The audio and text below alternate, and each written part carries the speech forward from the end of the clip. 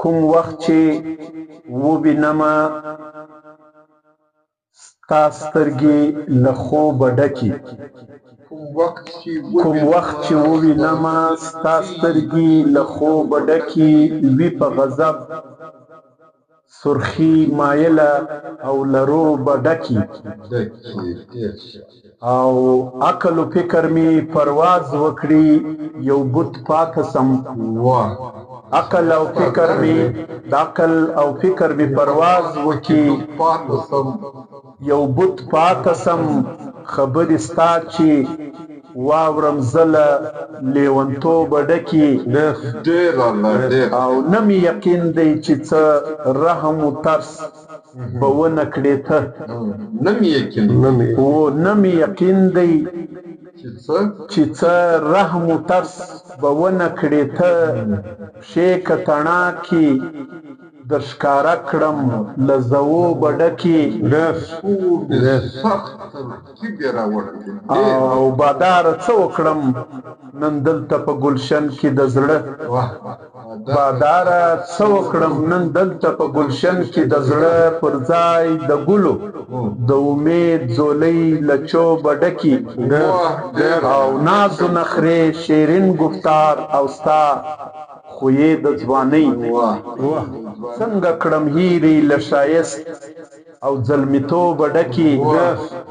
او ګورم چې کوم عزیز مې هلته بیا راپاکې کړي ژر ګورم چې کوم عزیز مې هلته بیا راپاکې کړي ژر او وړم اسیر سترګې د اوښکو څه تر ژوبه ډکې ګورم چې کوم عزیز مې هلته بیا راپاکې کړي ژر وړم اسیر سترګې د اوښکو څه تر ژوبه ډکې نو قدرمنو لیدونکو د اسیر صاحب په دغه شعري ټولګه کې 680 کلامونه ځای په ځای سوي دي نو بیا راځم قدرمن شهزاد صاحب ته چې د غرو لمرنې څوکې باندې خپل نظر راته وړاندې کړي شاعر ډېر اساس اصول کوي بالکل او د ده اساسیت د ده د شعر عنوان بالکل که څوک هېڅ ولري او د شاعر کلام د هغه شعر په ځیر سره ووایي د شاعر کیفیت نه صرف دا چې محسوسه کولی شي بلکې انسان کې بیان بالکل نو اساسیت د باریاسر صاحب ده هغه دا چې خپل شعر و اته بلکې د 10 واره به خپل شعر خپل پسې کوي ستا به هر څه ورته چې دا پوره دی دا مکمل چې د ده د ذهن د زړه فیصله به نه وه پر راغلې هغه د پوره او مکمله نه چې ځان به مطمئنه نه د دې خبرې پس منظر دغه دی چې لکه لونګین ښارونو کې چې ما وویل چې زه انځور یکشې نه ولو د انتخاب دپاره چې هغه انتخاب وسلو نو روان او ژوندی زړه قرار خو په پیدا کړي خو هغه قرار یې نوره ناقراري پیدا کړي او دویمه ناقراري چې وی یو داسې نه مې غوره کوي د خپلې ناکارۍ د غرو لمرینې څوکې د دې معنا چې شته د دې مفهوم چې شته د دې پس منظر که څوک په علاماتو پوهېږي یا په علامتي ژبه پوهېږي هغه ته معنا او د مفهوم پس بالکل نو په دې کې داسې وسلو چې د هغه انتخابه څه پاته شاعري او د هغه کتاب بعد چې ته لیکل شوې شاعري وه دا ټوله په دا شاعري کې راغله او زما یاد شي چې کله دغه کتاب من څه راتلی ډېرو خلکو زما څه پوښتنه کوله چې دا د کومې لارې درک او کومې لارې له ورسولو ما به د انځور صاحب نه مو واخلي ما به د لایق صاحب نه مو واخلي ما به د کمال نه مو حتی د زمان قرار نه به مو واخلي چې د پښې نه پورې راتګ نو د ده هغه کیفیت دا کیفیت چې کوم دی هغه یو کیفیت دی خو عنوان یې بېل او شاعر کله ما چې درته وویله د هر کتاب د هر غزه کله کائناتي رنګونه داسې د شاعر هر کلام هر غزل چې ده هغه رنګونه هم لري هغه عنوانونه هم لري هغه جذبات هم لري خو دغه کتاب او هغه دواړه چې پر یوه ځای کې نو موږ په ډېره دعوه سره وایو چې اسیر صاحب مکمل شاعري زموږ په مخ ته راغله او ایز مکمل شاعر چې دی شاعر زموږ په مخ ته مخکې به دیوانونه وو او د دیوان ځان ته جلا مفهوم دی دغه کتاب هم په دیوان چې دی پوره دی په اصولو او دا خو بیا بیخي فرق دی او چې پر یوه ځای کې ګرڅه کلیات یې اسیر شو بالکل او یوه خبره چې ما به په تذکره کې کوله چې د اسیر صاحب درې اړخیزه کلم و یوې چې و د نثر نګار و چې تذکره نګار بل بیان بالکل دویم اړخ یې موږ بیان کې ایز شاعر و بالکل لیکن دی د دا دوو سره سره چې و بهترینه کالم نګار و بالکل او کالم نګاران د په اخبار کې لوی اهمیت چې دی هغه کالم لري بالکل او لو معاوضه چې د هغه د کالم ده نو دغه چې د چاپ کولو الله دې د اولادو کې ته ژوند ورکړي نه دا چې ژوندي جانشینه څوک پرېږدي د ورور په شکل کې پرېږدي د زوی په شکل کې پرېږدي د وراره په شکل کې پرېږدي بالکل دغه جمیل انځور و چې د دا خواره واره کم کالمونه وو چې ډېر ستا او ډېر به نه وو په دې پسې دوی څومره ځاله ترک و ماله تاله چاله اخلي هغه کې چې د مختلفو یو کالمونو کې بیا عنوانات راځي ځینې مضامین دي بالکل ځینې په شخصیات وي ځینې په عنوانات وو دغه انتخاب د کې وکړي هغه هم پس له مرګه د ده زوی جمیل انځور چاپ کړي تر ما یې راوړی په اردو ژبه کې دی د هغه بیا جلا مقام دی بالکل او هغه ته موږ نوم وټاکئ آینه اسیر او که زه چیرې خطا نه وم او انځور صاحب ووایي چې دغه نوم هم ما ورمنتخب کړی او بیا خوښ شوی یم نو زما د خبرې دا ویل مقصد و مفهوم معنا دا ده چې اسیر صاحب یو داسې ښځه کلمنګاره لیکواله چې نه شعر جن پات نه نظم جن پات نه نثر جن پات نه کالم جن پات اړخیزه ادب یې کور کړی اړخیزه ارکان سبا و موږ دا ښار ګر سره دا د پشیر ښار بخت لري دا د ښار ګر سره بختور دی صاحبزاده حمیدالله رنګه سړی دی لیکوال محقق مورخ عبدالکریم بریالي رنګه سړی دی سیال کاکړ رنګه مورخ یعنی دا د منفرد لب ولیجې د جدید د ترکیب صدید د شاعري د اسیر صاحب بالکل او په ځوان نسل کې د کمال چواکې د آزاده پورې د آزاده چواک د زهیره پورې لږ ډېر ما و انځور طاهر لیوال هم چې زه کولو او نور هم چې لب ولیجې شاعر راز محمد راز صاحب ما یو ځای ویلي دي او زه بیا وایم چې ډېر ښارونه چې کوم دي هغه په ناموسه پېژندل